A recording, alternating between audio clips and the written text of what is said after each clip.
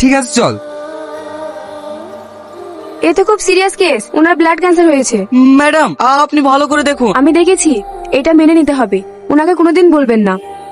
দাদু আমার ভাগ্যটা দেখেছো, যাকে আমি ভালোবেসে কাছে নিতে গেলাম সে আমায় আঘাত দিয়ে অনেক দূরে চলে গেল। আর যাকে নতুন করে ভালোবেসে মনে রাঙিয়ে বাঁধলাম সে নাকি। ঠিক আছে শান্ত বাবাই, আল্লাহর উপর ভরসা রাখ, সব ঠিক হয়ে যাবে। চল এখন বাড়ি চল। না দাদু, তোমরা বাড়ি যাও, যতক্ষণ না শ্রাবণী জ্ঞান ফেরে আমি ওর কাছে আছি। আচ্ছা ঠিক আছে তাই থাক। হাই সাবনের মাকে দিয়ে বাড়ি গেলাম। সিস্টার, সিস্টার এখন জ্ঞান ফিরেছে। আমাকে একটু উঠিয়ে বসিয়ে দাও না। হ্যাঁ ওঠো।